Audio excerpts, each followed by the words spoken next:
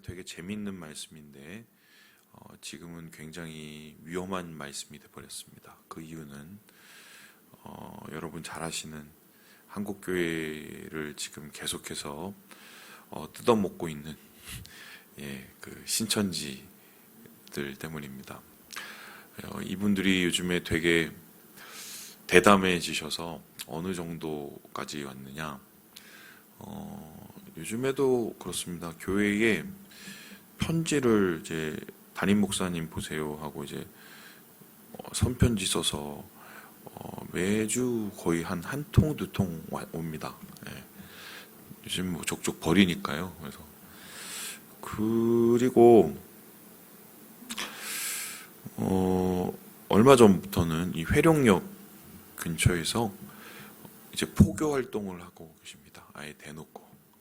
그리고 여러분 아시겠지만 이제 각 교회, 특별히 좀 작은 교회, 큰 교회 불문하지 않고 어느 교회든지 이제 추수꾼들을 보내셔서 교회를 추수하시러 열심히 다니고 계신다. 근데 우리 교회도 예전에 왔었는데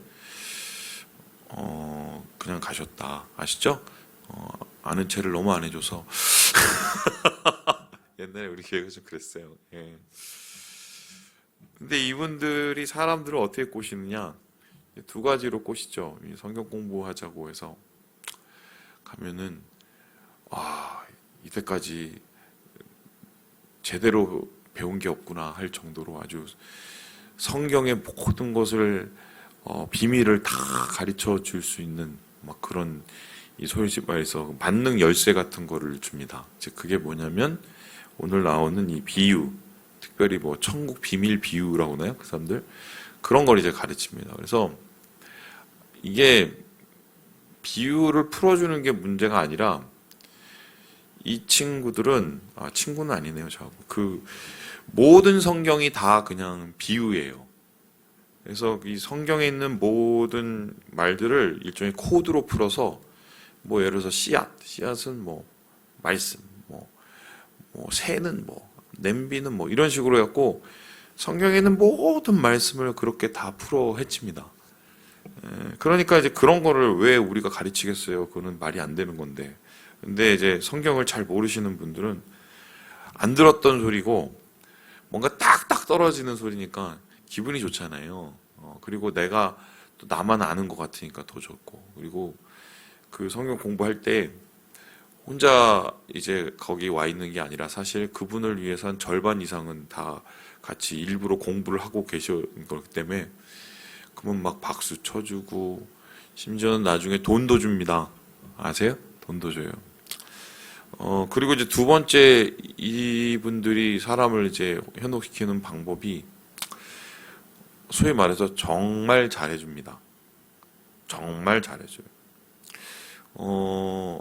그게 언제 드러나느냐?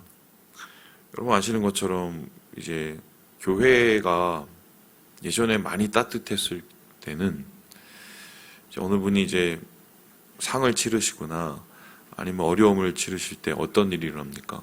교인들이 가서 같이 슬퍼해주고 도와주고 거기 있는 뭐 이렇게 정리해드리고 또 밥 이렇게 나눠드리고 이랬었잖아요 우리가. 근데 요즘엔 그건 상조회사에서 다 하니까 우리가 안 하시는데 요즘에 이제 저희가 좀 먹고 살만 하니까 이제 장례식 가는 것도 솔직히 좀 야박해졌어요. 옛날에 비해서. 우리 교회들이 그래요. 예. 원래 그랬습니다. 사람이 하는 게. 그런데 이제 이분들은 장례가 난다. 아니면 어려운 일이 난다. 다 갑니다. 예. 하나부터 10개까지 막 다 해줍니다. 그렇게 해주는 데가 딱 두 군데가 있어요. 우리나라에. 어딘 줄 아세요? 하나는 2단 신천지, 두 번째는 피라미드. 피라미드는 엄청 잘해줍니다. 예. 근데 이제 그런 거를 못 느껴봤으니 거기서 그렇게 따뜻해주고 잘하게 해주니 얼마나 좋습니까? 와, 이 세상을 다 얻은 것 같고 심지어 나중에 뭔가 좀 이상한 것 같아도 못 나옵니다. 이미 그 관계가 거의 가족 이상이 돼버리거든요.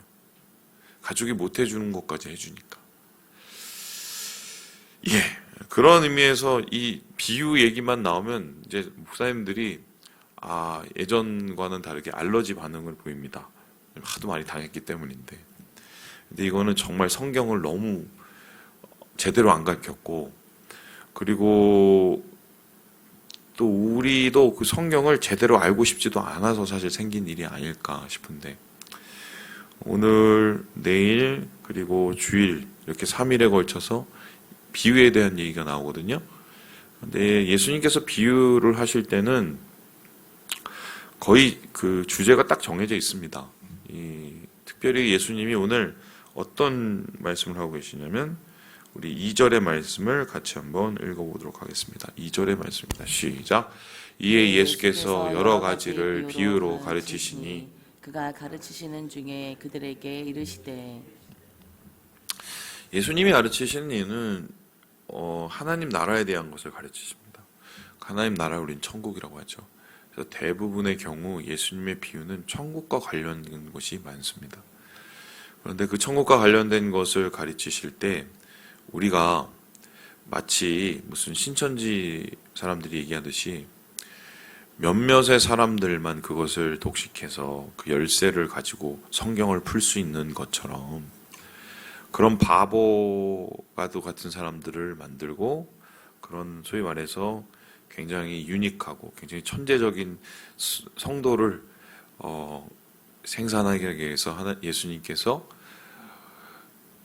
비유를 하신 게 아니에요. 이건 좀 되게 잘못 알고 있는 거고요. 사실 이제 비유라는 말 자체를 우리가 알면 좀 마음이 쉬워지는데, 비유가 파라볼레입니다. 파라볼레인데 파라가 옆에고 볼레가 이렇게 던지다입니다. 그러니까 이게 예를 들어서 뭐 이런 게 있지 않습니까? 뭐 뚜껑이죠. 예. 이거를 어떤 이야기하고 싶은 건 옆에다 이렇게 갖다 두는 겁니다. 예를 들어서 뭐 이런 거 봅시다. 뭐 우리 비유 보면 이런 거 있죠. 뭐 자라보고 놀란 가슴, 뭐 보고 놀라죠? 소뚜껑. 소뚜껑 옆에 갖다 놓잖아요. 비슷하잖아요, 그죠? 뭐 그런 것처럼 하나님께서 말씀하시고자 하는 것을 예수님이 그 비슷한 것을 이렇게 옆에 갖다 놓고 얘기를 하면서 요 얘기를 통해서 그 옆에 있는 거를 더 자세하게 보게끔 만드는 게 요게 비유입니다. 그렇다면은 어떤 의미가 되느냐? 되게 쉽습니다. 되게 쉬워요. 제가 이제 설교를 하다가 특히 이제 설교뿐만 아니라 이제 강의 같은 걸 하면은 좀 어렵게 설명을 할 때가 있습니다. 너무 어려워서 어렵게 얘기도 하고 나중에 생각을 해보면 제가 잘 이렇게 습득하지 못해서 어렵게 말하는 것도 있는 것 같아요. 돌아보니까. 근데 그때 그거를 쉽게 설명하는 방법이 있습니까? 어떻게 설명을 하면 쉬워지죠? 우리가 아는 일상적인 얘기를 거기에 빗대서 얘기를 하면은 특별히 뭐 저희 집안 얘기를 이렇게 통해서 얘기를 해주면 아니면 제가 겪었던 에피소드를 통해서 이렇게 얘기를 해주면 그러한 사실들이 그러한 성경적인 명제들이 쉽게 다가옵니다. 그렇죠? 이게 바로 비유예요. 그러니까 비유는 사실 원래는 쉽게 이해하라고 예수님께서 하신 겁니다. 그거를 신천지가 말하듯이 뭐 꽁꽁 숨겨갖고 그거를 알 수 있는 사람만 하기 위해서 그런 게 아니라 성경의 하나님의 말씀을 쉽게 이해하기 위해서 하는 게 파라볼레. 이게 비유입니다. 뿐만 아니라 이제 예수님께서 비유를 주로 사용하셨던 이유는 두 번째 이유가 해당이 되는데요. 하나님의 메시지를 얘기해야 되는데 너무 파격적인 겁니다. 그러니까 너무 파격적이라 거기에는 그 말씀을 듣고 싶었던 사람도 있지만 반면에 어떻게든지 예수님 말씀하시는 거 듣고 꼬투리를 잡아갖고 저 사람을 위험에 빠뜨려야지 이렇게 도시락 싸서 예수님을 말리러 오는 사람들도 많았단 말이죠. 이제 그런 사람들을 아셨기 때문에 굳이 그런 파격적인 얘기를 직접적으로 언급을 했다가는 예수님의 사역 자체가 3년 반을 해야 되는데 너무 빨리 붙잡혀서 너무 빨리 십자가에 못 박히실 수가 있단 말이죠. 그러니까 예수님께서는 직접적인 언급을 피해야 될 부분을 아셨기 때문에 일부러 돌려서 파라볼레 옆에다 두는 방식으로 이제 이해케 하시는 게 이게 비유라는 겁니다. 그래서 오늘 이 말씀도 사실은 어려운 말씀이 아닙니다. 여러분 네 가지 밭에 대한 그 말씀, 우리 내일도 하겠지만 이거 결국 뭐를 뜻합니까? 우리의 마음을 뜻하는 거죠. 밭이라는 것은. 그리고 거기에 떨어지는 씨는 무엇입니까? 하나님의 말씀 혹은 천국의 말씀, 천국 그 자체를 뜻하는 것입니다. 그런데 우리 마음의 상태에 따라서 그 말씀이 떨어지고 천국이 우리 가운데 와서 뿌리 내리고 열매를 맺는 분이 있고, 반면에 말씀을 들어도 그냥 한 귀로 듣고 한 귀로 가는 이런 사람들이 있죠. 왜 예수님께서 이런 얘기를 밭으로 비유를 하셨을까? 제 생각엔 아마 이게 아닐까 싶은데, 예수님이 가르친 그 주변에 밭이 많았으니까요. 그러니까 제가 예전에 이제 캄보디아 가서 설명을 하는데 애들이 잘 못 알아듣는 거예요. 그래서 옆에 보니까 무슨 뭐 이렇게 나무 같은 게 있었어요. 그래서 제가 그 아이들한테 야, 저 나무를 봐라, 막 이런 식으로 이제 그때 비유하면서 가르쳤던 건데, 그러니까 쏙쏙 알아듣더만요. 아마 예수님께서도 이런저런 얘기를 하면서 그 주변에 있는 밭이 있고 그 사람들이 일상적으로 경험을 했으니까 그것을, 야, 봐, 너희들 이제 밭이 있지? 그러면 거기 보니까 씨가 열매를 맺는 밭도 있고 없는 밭도 있잖아. 이렇게 설명을 하시면서 말씀을 우리 마음속에 받는 그 마음의 모습들이 어떠한가를 예수님께서 얘기해 주시고 싶으신 거죠. 자, 그러면 제가 질문을 해보겠습니다. 되게 중요한 질문인데요. 이 이야기를 듣고 사람들이 이해를 했을까요? 이해를 하지 못했을까요? 어땠을 것 같습니까? 예? 여기 보면 이런 얘기가 나옵니다. 우리 함께 10절의 말씀을 같이 한번 읽어보도록 하겠습니다. 10절의 말씀입니다. 시작. 예수께서 홀로 계실 때에 함께한 사람들이 12제자와 더불어 그 비유들에 대하여 물으니, 확실한 거는 12제자들 중에서는 모르는 사람이 분명히 있었다. 그죠? 그러니까 긴가민가 해갖고 예수님한테 와서 물어왔단 말입니다. 그 소리는 제 생각에 12제자가 좀 떨어지는 사람들이 많잖아요. 그래서 제가 볼 때, 이 들어도 긴가민가 했었던 분들이 분명히 있었던 것 같긴 해요. 그런데 요 말씀을 우리가 어떻게 해석해야 되냐가 문제인데요. 11절을 같이 다시 한번 읽어보도록 하겠습니다. 우리가 요걸 풀어야 돼요. 사실 요거를. 11절이에요. 시작. 이르시되 하나님 나라의 비밀을 너희에게는 주었으나 너희에게는 모든 것을 비유로 하나니. 요걸 가지고 신천지가 장난을 친단 말입니다. 하나님 나라의 비밀을 너희, 여긴 너희가 누구예요? 12제자. 예수님께서 선택한 사람은 주셨으나 외인은 누구예요? 예수님을 믿지 않는 사람이겠죠? 그런 사람들한테는 내가 안 주고 다 비유로 했다라는 말입니다. 그럼 요 얘기만 들어보면은 예수님이 비유로 하신 이야기를 다른 사람이 알아들었어요? 못 알아들었어요? 못 알아들었다고 생각할 수가 있는 대목이에요. 그럴까요? 정말 그렇다면 왜 못 알아들었을까? 한번 생각을 해보는 거죠. 말 그대로 신천지 얘기처럼 무슨 뭐 씨앗이 뭐고 그런 코드표를 가지고 있지 않아서 못 알아들었을까? 이 얘기를 하고 나서 예수님께서는 왜 그들이 못 알아듣는지를 설명을 하셨어요. 바로 그 얘기가 뭐냐면 12절입니다. 우리 함께 12절 말씀을 다 같이 한번 읽어보도록 하겠습니다. 시작. 이는 그들로 보기는 보아도 알지 못하며 듣기는 들어도 깨닫지 못하게 하여 돌이켜 죄사함을 얻지 못하게 하려 함이라 하시고. 예수님께서 뭐냐면 야 그들은 못 알아들어. 니네는 알아들어. 이유가 뭐냐? 내가 니네들한테 비밀을 알려주는 코드표를 줄 거걸랑 이게 아니에요. 뭐라고 얘기를 하셨습니까? 너희들하고 똑같이 봤잖아. 너희들하고 똑같이 들었잖아. 그런데 그 사람들은 못 알아듣는 거야. 여기 봤다, 들었다라는 것은 단순히 그냥 듣고 보았다는 게 아니라 사실 이 말씀이 뭔지를 안다는 겁니다. 어느 정도는. 그런데 여기서 중요한 건 뭐냐면 깨닫지도 못하고 뭐래요? 죄 사함을 얻지도 못한다라는 겁니다. 자, 그런데 여기 중요한 대목이 하나가 있습니다. 좋은 성경은 12절에 보면은 기억이라고 써 있습니다. 써 있나요? 여러분 가지고 계신 성경에 기억? 그들로 그 앞에 기억이라고 써 있죠? 안 보이세요? 그들로. 여기 없어요. 12절 앞에 이는 그들로 할 때 그들로 앞에 조그만 뭐 글자가 보이지 않습니까? 기억 있죠? 그럼 그게 뭐냐? 그 밑에 기억이 있습니다. 밑에 쭉 내려가 보세요. 기억이 뭐였습니까? 이사야서 6장 9절에서 10절 보이세요? 맨 밑에 목사님만 보이나요? 비유인가?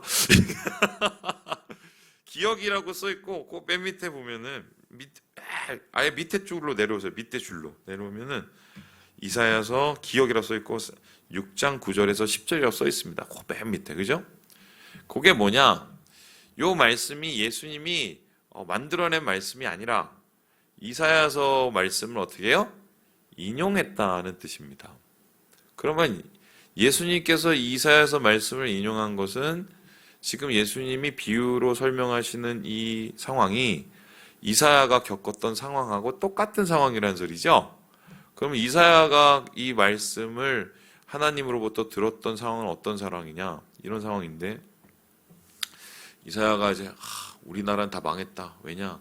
내가 정말 존경하던 왕 우시아가 죽었기 때문에 이제 뭐 그 다음에 왕이 되는데 이건 엉망진창인 거예요. 뭐 대통령 바뀌고 나서 이게 기분이 나빴던 것 같아요. 야 이제 다 망하게 되었구나 이랬는데 하나님께서 갑자기 눈을 쫙 여시더니 하늘 보좌를 보게 하신 겁니다. 그리고는 하나님께서 천사 하나를 딱 가져서 이 보좌에 있는 그 재를 하나 들고 와서 입에 갖다 대고 얼마나 뜨거웠겠습니까? 지지는데 근데 내 입이 정하여졌다. 그래서 이제 깨끗해지고 입을 깨끗하게 하는 건 입으로 뭔가를 하게 하시려고 한 거죠. 입이 터지면 하나님 말씀을 하게 하시려고. 그러면서 하나님께서 그러셨습니다. 야, 내가 진짜 보낼 사람이 필요해. 어떤 사람이냐? 나의 말을 전달할 사람. 내 마음을 전달할 사람이 필요해. 선지자죠. 그러면서 그 얘기를 딱 하신 이유가 뭐냐면 그거를 듣고 있는 이사야 보고 너가 갔으면 좋겠어. 요 얘기하고 싶으셨던 거잖아요. 그랬더니 이사야가 저요 하고 제가 가겠습니다. 그러면 이제 하나님께서 뭐라고 그러겠습니까? 야, 너 잘했다. 너 그러면 앞으로 너 가서 막 이렇게 말씀을 딱 전할 때 놀라운 역사가 있을 거야. 이렇게 안 했습니다. 뭐라고 했냐면 가면 너는 말하면은 미움받고 막 네 말 하나도 못 알아듣는다. 이 얘기를 해주셨어요.